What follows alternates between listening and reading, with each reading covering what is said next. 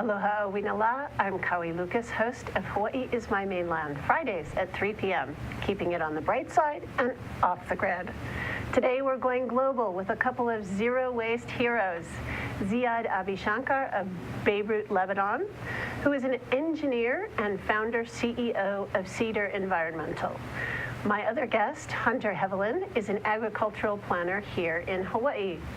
Mahalo, Ziad, for getting up in the middle of the night to join us via Skype from Beirut, and mahalo, Hunter, for coming back and sharing your knowledge and expertise of the waste situation.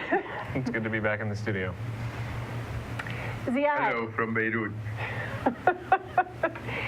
Ziad, you and Hunter haven't met before, but I think it's interesting that we all share a friend in common, a permaculturist.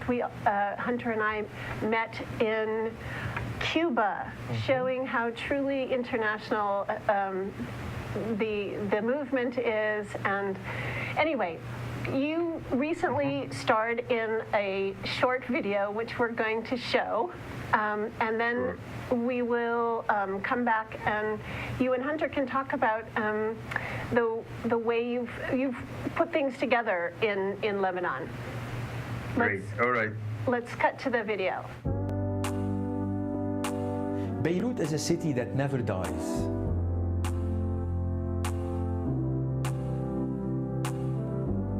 Most places in the world, and especially in Lebanon, garbage is kind of a voodoo file. It's only handled by shady characters.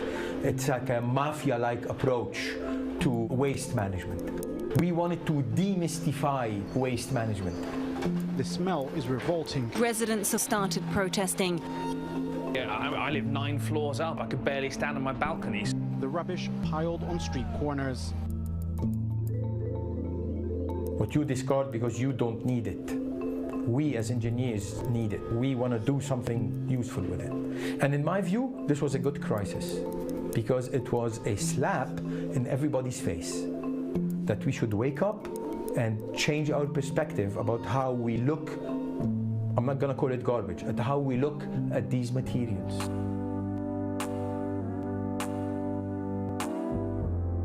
Now it's going to be a bag. Later on, it's going to become a chair, or it's going to become a vertical green wall.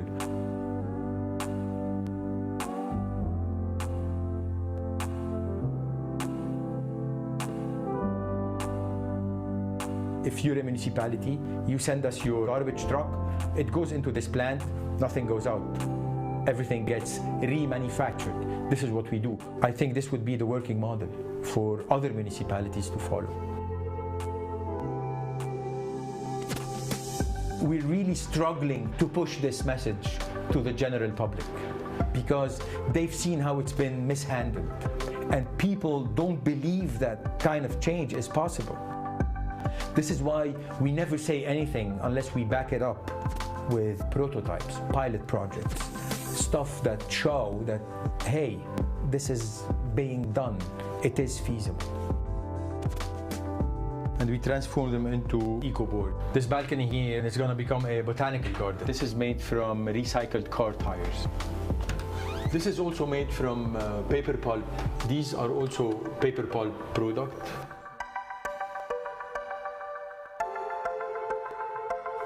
We do not, as a matter of philosophy and of how we approach waste management, I cannot go behave like a mafia and bribe people left and right to get contracts. And if anyone asks us that, they need kickbacks to get contracts, we walk away. I don't give up easily. Actually, no, let me rephrase that.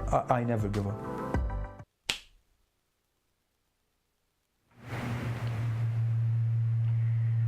Ziad, talk about how you put this together.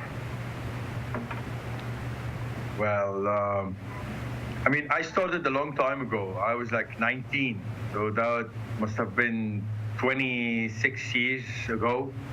I was second-year engineering student at Rutgers University. I had started as a chemical engineer, and going through my first semester of chemical engineering, I was thinking to myself, this is too much. I cannot handle this. I need to find something more interesting to do. And luckily, I had an elective in environmental engineering, and I got hooked. And the rest is, I guess, history, like they say. But yeah, I started a long time ago, and this whole thing started at Rutgers University. So you are now the head of Cedar Environmental, which builds these facilities. And do you run them, or do you sell them and then the municipalities run them? Actually, we started the model by selling them to the municipalities, but then we found out that the more advanced our work had become, the more complicated it was for municipalities to run facilities like these. So then we decided about 10 years ago that we're gonna flip the model, and we will get a loan from the bank, we will build the facility, and we will have the municipality kind of subscribe to the services of the facility by paying a fee per ton of how much they bring in. And we will assume full responsibility for the proper operation of the facility. Well, that sounds like a good deal for the municipality. It's a common approach here as well. I mean, Covanta is a private company providing our H-Power incineration services, and sort of an expression of, to some degree, the rollback of the state in terms of managing everything and the growing power of the market to address some of the issues that we face as a society. And I would say that this sounds a lot like a success story of being able to provide services at a competitive rate that are offering much better environmental outcomes than just say a municipal landfill would, obviously. So the land. Yeah, if I can say something really quick here, we had decided a while ago that we want to go zero waste. We don't want to dump anything. We don't want to burn anything, and this entailed some advanced technological operations, which we were sure. First of all, we wanted to protect this as our intellectual property, and we were also sure that the public sector cannot run something like this. This is why we decided that we're gonna assume full responsibility for the whole operation. Okay, so you talked about what we Skyped last week, and you talked about how you take unsorted trash. Yeah. And then let's follow that a little bit. We have Okay.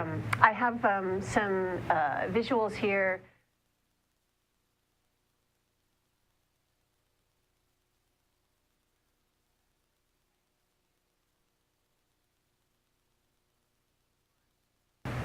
No, I cannot see what you're looking at, but if you describe it to me, Okay. I know what you're talking about. This is the I stole this from your Facebook feed. It's the tons Okay. of waste processed at Okay. Beat But at Mary. Big Mary. Right. Yes. So that was See, this was a first in Lebanon where we gave out information of how much waste was coming per month, statistically tangible stuff. For the last 20 years in Lebanon, we had a monopolistic approach where one company named by the state was running the whole show without giving municipalities any insight on how much they were charging them, how much they were collecting. So we came in and we said to everybody, listen, we're gonna do this in a very transparent way. You will know how much garbage you're collecting, how much garbage you're bringing into the facility, and what you are paying for it. I'm not sure how much in Hawaii it costs you now per ton of waste treatment, but here it costs us around $65. $65 a ton. Okay, so that's a good number, and we'll be able to look that up. We can't look it up right now, but Okay. we compare. So what about energy? I mean, right now how are we energy-wise, Hunter, handling our energy? The disposal is being.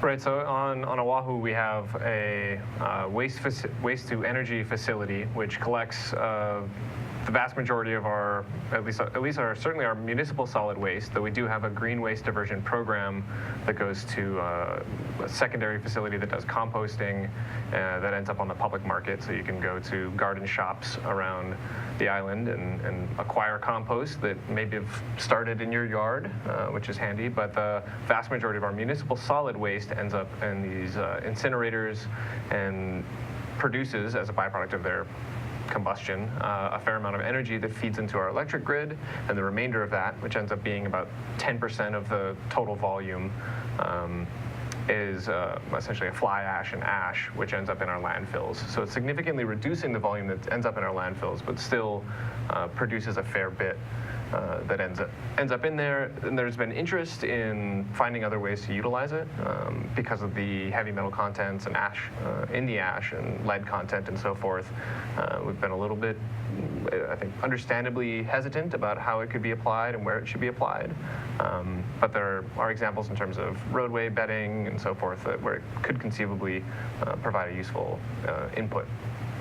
Okay, Ziad. See, in Germany, this ash is considered to be highly toxic, and what they do is they pack it into concrete barrels, and they take these barrels into their old salt mines, 700 meters underground. And they do include the filters as well, which would be considered also, once they dismount the filters, they include it into in the concrete barrels, and they take it down 700 meters underground. For us, this is really unnecessary. You don't need to burn food scraps, and you definitely don't need to burn plastics. All you need to do is develop the engineering to manufacture all these products and keep it out of the air and keep it out of people's lungs. This is our approach. You've been pretty successful. Here's some of the things that I see that you're able to make. Is your company involved in making the Dacron fibers and the flower pots and crates, or are these examples? No, actually, and this is the beauty of the system. The system is fair for everybody because it kind of builds into a network of industries that are already available. The Dacron Fiber is another private company who has made the investment to transform all your water bottles and all your cola bottles into these fibers. And all you have to do is you sort these, you reduce their volume, and somehow you deliver it to them. And for a price, of course, and they buy it from you, and then they make an even higher product on the production chain. So everybody's happy, I guess. I looked up on Wikipedia, and it said that Lebanon has 6 million people. Is that about right? Yeah. Okay. That's fair. So we only have 1 million here, but we have 8 million tourists a year. So I don't know how that all adds up in terms of volume, but we probably have more plastic than you do, wouldn't you think, Yeah. Hunter? Yeah? No? All right. Hard to say. I don't know what the differentiation is between So the question is, waste volume. With tourists, would that be a viable industry for Hawaii? That's kind of where I'm trying to figure out. Okay, so Ziad's got this set up in Lebanon so that there's a glass industry, there's the plastic there. So is there something we can do here as far as value added using our trash? Well, I mean, you brought up a good point. The plastics in terms of incineration, that there's a lot of other processes that could be employed. So we currently do separate a fair amount of our plastics. The recycling rates, from my understanding, have been dropping to some degree, despite the fact that there has been an increase in availability of curbside pickup, which is something that I believe the city's been working on trying to address. It's, obviously comes down to the consumer level and whether we have the infrastructure or the knowledge or so forth to, want to separate out our plastics from our other wastes. From a food waste standpoint, there was a pilot project, I believe a few years back, looking at source diversion at a residential level. One of the issues that we face here, obviously, is that if you're getting a pickup once a week and you're having a whole bunch of food waste sitting out in a green bin along with your yard waste, that the potential public health implications are not necessarily rosy. Obviously, these are things that could be addressed, but water, which makes up the majority of our food, is notoriously poor as an input for fire or incineration. So it could conceivably, positively impact our incineration rates and the requirements there. But whether or not that balances out with the potential to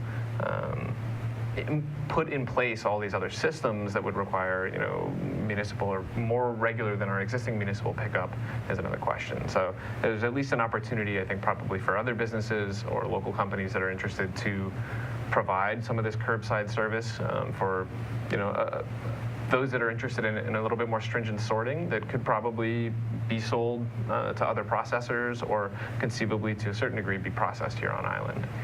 Ziad? Do they burn the food scraps as well? Yeah, all of our municipal solid waste.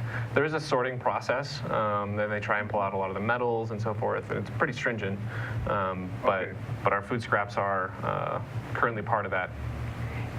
Is it? And when they collect the waste, do they collect it with compactor trucks or with regular open trunk type of trucks? They're compacted. See, this is an abomination. I mean, this should not be the case anywhere in the world anymore. They invented those compactor trucks for landfilling or for incineration. But once you have an approach that this is raw materials and I want to reuse these, compacting them is destroying them. Our first condition we put on municipalities is you have to collect and transport the waste without compacting it. You bring it in, even if you have to do 2 or 3 trips per day. This is why decentralizing these facilities is a real positive aspect of the business. Ziad? And you can eat, yes. We're going to take a little break here. It's time for us to take a little break, and then we'll come back. Hi, and thanks for watching ThinkTech Hawaii. My name is Justine Espiritu, and I host the Hawaii Food and Farmer Series with my co-host Matthew Johnson of Oahu Fresh. Every week, we bring on farmers as well as all the other individuals and organizations that help support a thriving, sustainable food system. In fact, it's interesting to learn what others are doing, so you don't have to be a Hawaii resident or producing food on Hawaii to be featured on the show, like today's guest, Wyatt Bryson of Jewels of the Forest and Mycolab Solutions. Aloha, thank you. It's been a pleasure being on the show. I love seeing what you guys do, and I really support your mission. And it's really nice being back in Hawaii, and thank you again. It's an honor. So you can see guests like Wyatt every Thursday at 4 p.m. on ThinkTech Hawaii. Thank you.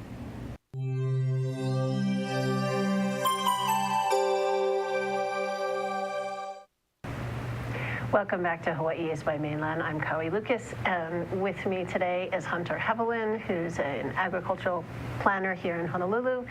And in Beirut, Lebanon, we have Ziad Abi Chaker, who has put together an amazing technology which he calls dynamic composting, which is able to quickly compost municipal waste. So we were talking about this process that you just gather it as it is, and then you have it hand sorted. Is that right?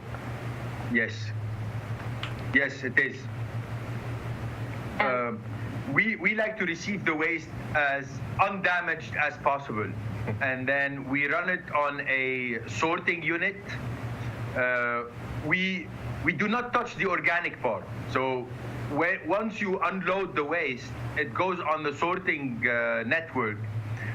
You have people picking out the non-organic parts, the plastics, the metals, the glass, what have you. And all the organic materials, they continue on and they enter rotating composting drums. And they retain there for 72 hours. And then after they exit the drums, they go into a maturation zone. And this is where the composting is finished. So we have a composting cycle that has been reduced from 90 days to about 7 to 10 days. And that includes the initial 3 days? Yes, wow. Including the retention time inside the machines, and then 7 to 10 days outside. So the residence period in the secondary facility is temperature controlled and pushing through exactly. air to keep it aerobic or something? Constantly, yes. It's constantly tumbled, mixed, and then refined. We go through a huge refining process where at the end we do produce a compost that there is fit to the European norms for organic agriculture. Nice. For us, this was the huge accomplishment, is that you take municipal food scraps and you work them in a process that in the end would produce an organically certified fertilizer. And how much energy does it take? Do you have that? Do you happen to have that measurement? I mean, how much energy do you expend in the process to make that compost? It's definitely way less than a waste-to-energy facility, and but it is not. It's a standard mechanical operation. So it's just electricity for running a rotating drum and a few conveyor belts and maybe a few front-end loaders where you use diesel for them. But it's not an energy-intensive process, not at all. So are you able to generate your own energy, or is that an input for your business? No, yeah. We do not, we have tied waste management into organic agriculture, not into energy production. So Okay. we buy our energy. We buy energy, or we generate energy using power generators. What we really pride ourselves on is that the high-end product that we produce is a super quality organic fertilizer. See, we mix animal manure as well with the food scraps, so that the kind of, if you want, the nutritional aspect of the fertilizer could be very high. This is why we do it. Okay, and what other products? Can you talk about some of the other products that you're making? I think we have a picture. We like EcoBoard. EcoBoard.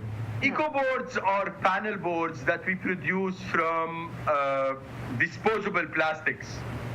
These were the plastics that we could not find mainstream recycling outlets for. There are no industries in Beirut that would recycle plastic bags, or the plastic part of a baby diaper, or all kinds of disposable plastics. We do have a lot of tourists as well, and a lot of fast food meals that generate lots of plastic. So it took us about 4 to 5 years to develop a technology that would mix all these plastics together and kind of produce a panel board out of them. And then we took these boards and, our number one application for them is vertical green walls and vertical planters. Again, tying waste management into agriculture. Okay, and we have a picture of one of those sprouting some beautiful lettuce. Yes. Has that been done on a commercial scale at all? Actually, we're just finishing a research project at the American University of Beirut, where we're doing a simulation of putting 12 units of these on a rooftop, and then checking what would be the production rate. Can we really produce 2,400 lettuces in 40 square meters every 40 days? And if this works, then we're gonna go after every rooftop in the city and either plant lettuce or herbs or cauliflower or broccoli or what have you. That sounds fantastic. I would really like to see some of that happen here. Hunter has been involved with a number of urban farming initiatives. Most of them seem to be water-based here. Hydroponic. Oh, yeah. I mean, one of the issues that we face here is that our lack of frigid, snowy winters means that we haven't necessarily done the same amount of roof reinforcement that would happen elsewhere. So weight is a key issue in terms of rooftop agriculture, as it could potentially happen here. There's certainly no shortage of roof space, but lighter technologies that where you're not having a deep volume of soil and conceivably something like this would be a good fit. Ziad? Oh, wait. Yes. We're looking at a 2-kilo ashta fruit. Yeah. Okay. This beautiful specimen of fruit was nurtured on the compost that was made in Ziad's family factory. Sorry, and I thought that it was an amazing specimen. So there's definitely full cycle here in your zero waste. Sure. In the last minute, and we have 1 minute. this has like a nice story. Is that farmers here have been taught like for the longest time to use chemical fertilizers. And this guy in particular, I had worked with for like last 4 or 5 years, convincing him that to over compost his land and to like replenish the soil. And this was the result of that exercise. Thank you so much, Ziad. It's been such My a pleasure. pleasure. And thank you, Hunter, Same for here. coming down to the studio and talking to us about a positive future for our waste. Definitely. Thank you.